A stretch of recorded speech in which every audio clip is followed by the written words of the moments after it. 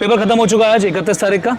आज हमारे last candidate थे, विकास का था, आज सूर्य का था, आदिल ने दिया था पेपर और अभी थोड़ी देर बाद सेकंड शिफ्ट में है वैभव का। आइए जानते हैं सूर्य से इनका पेपर कैसा रहा। हम लोग अभी सेंटर पे ही मौजूद हैं इनके। सूर्य बताइए कितने क्वेश्चन अटेम्प्ट करे आपने, पेपर कैसा था? सर 53 टोटल मिला के क्वेश्चन टोटल अटेम्प्ट करे। पेपर का कैसा लेवल रहा? पेपर इजी था और मैथ में क्वेश्चन मतलब बहुत ही इजी थे, हाँ पर फिर कैलकुलेशन ज़्यादा थी। कैलकुलेशन ज़्यादा थी। फिजिक्स में कैसे रहा? फिजिक्स में इजी था। एक क्वेश्चन जो था लास्ट वाला वो शायद मार्क्स टू ऑल होगा, अच्छा, क्योंकि इसमें ऑप्शन गलत लग रहे हैं सारे। कौन सा क्वेश्चन था?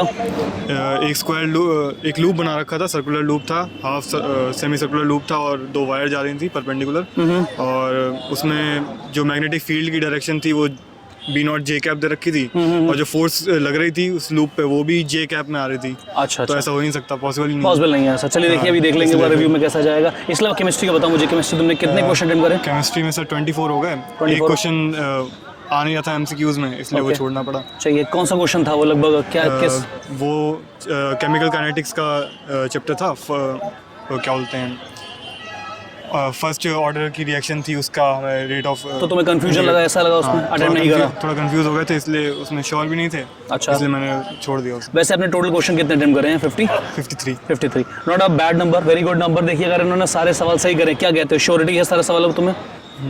ठीक है। अगर आपने एंड फिजिक्स में तो कंफर्म है, केमिस्ट्री में भले ही एक गलत हो सकता है। जैसे कल की शीट में एक क्वेश्चन था, बहुत ट्रिकी बेसिस क्वेश्चन था, उसका आंसर डी ट्रांजिशन था, हमने डिस्कशन करा था शीट में, और उसका आंसर चार्ज ट्रांसफर था। और डी ट्रांजिशन लोगों को लगता है मतलब पहला आंसर वही आता है दिमाग में वही आता है, और ज़्यादातर लोगों ने ट्राई भी वो करा है, लेकिन ओवरऑल इनका 53 क्वेश्चन रहे। आइए विकास से करते हैं। विकास तुम बताओ तुम्हारा पेपर कैसा रहा? पेपर भैया अच्छा था, और मैंने केमिस्ट्री में लगभग 25 क्वेश्चन टोटल कर दिए। करें। हाँ, जो सूर्य कह रहा था कि वो वाला क्वेश्चन, उसका मुझे रिजल्ट डायरेक्ट याद था, मैंने अपनी डायरी में लिख रखा था। बिल्कुल सही है।